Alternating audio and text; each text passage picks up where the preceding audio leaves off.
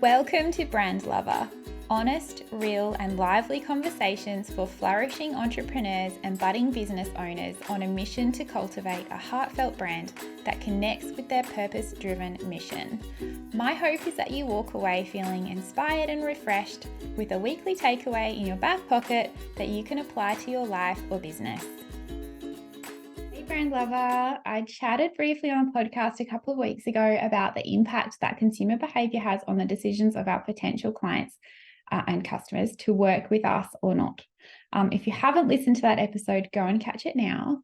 But during that chat, I touched on facing rejection in your business and how adapting to change in general consumer behavior can have a positive impact on the decision-making process of your clients and customers.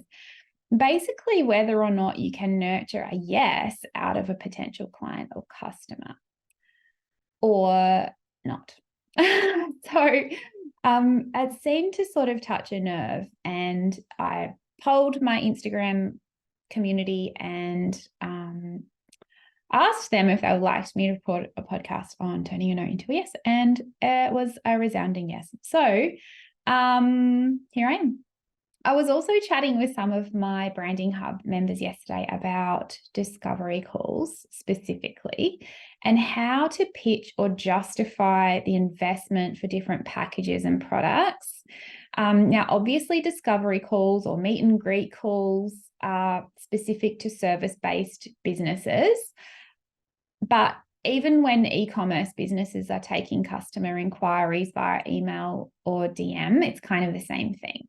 Even if you don't take discovery phone calls or discovery Zoom calls or whatever for your business, it's sort of just the interactions that occur before the purchase takes place.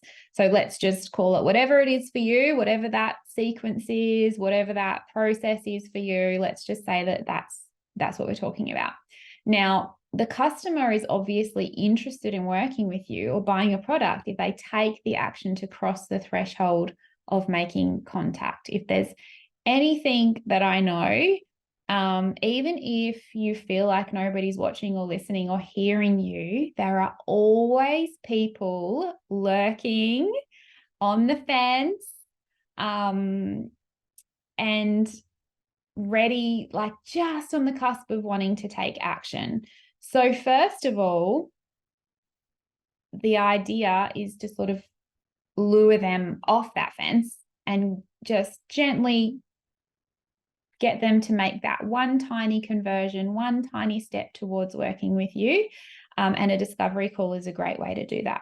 So during these conversations, the outcome is bound to be, well, it inevitably will be a yes, a no, or a maybe. For example, a maybe could cover a bunch of different things, like I'll think about it, I'll chat with my partner, I'm not quite ready yet. Like I'll get back in contact with you in time. So when we receive a no thanks or I'll think about it, it's so easy to allow your bruised ego to consume you. And you kind of just want to roll up into a little ball and put a blankie around yourself and make yourself a cup of tea. So I get it, because I used to be a little bit like that.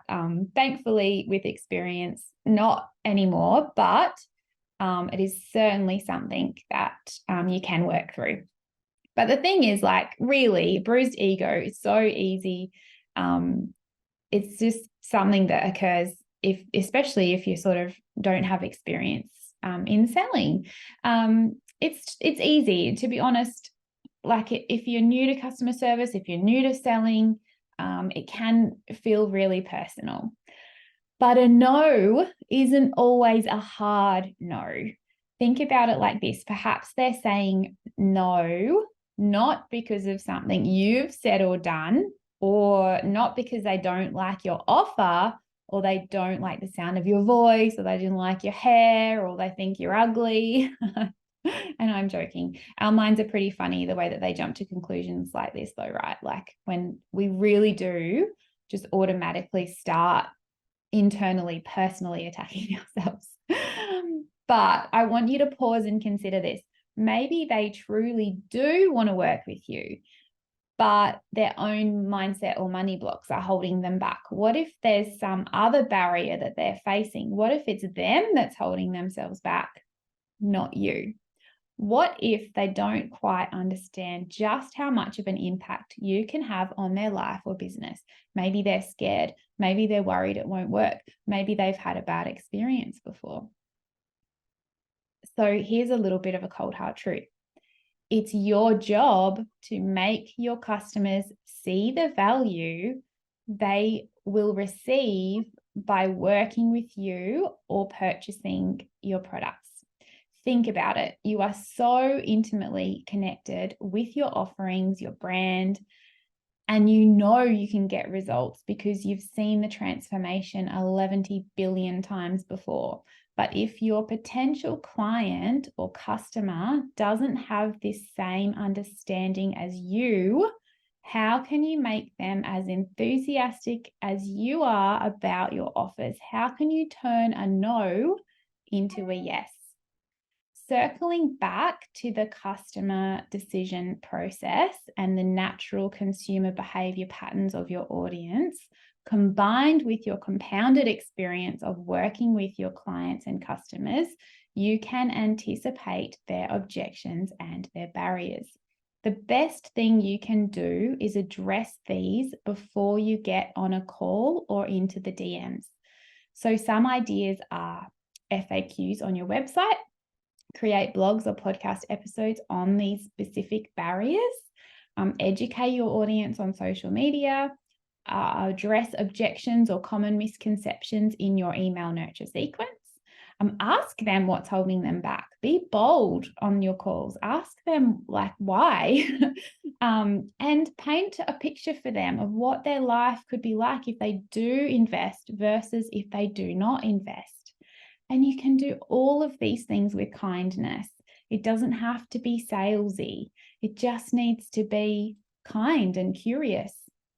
Lovely, please don't undersell yourself. The key to attracting quality aligned clients and customers is retaining confidence in your offer. Remember, it's up to you to show them the value you have in store for them. And it is in no way a personal attack if somebody says no. I'd love to know if you use any of these tips to start turning your no's into yeses.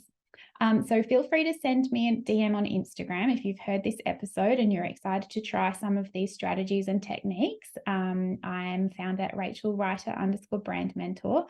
And please remember that if you love listening to Brand Lover, I'd love your help, to reach more brand loving business ladies. So please rate and review wherever you're listening. Let me know when you've come and done it so I can give you my massive, squishiest, biggest virtual hug to say thanks. If you found this episode inspiring or helpful, I invite you to share the link with another woman in business or someone who needs to hear this message. Every woman we can support to grow a meaningful, profitable brand is another woman who is free to live a purposeful life for herself and be more present for her family.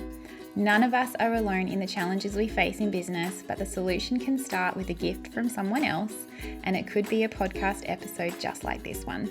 Thank you for listening.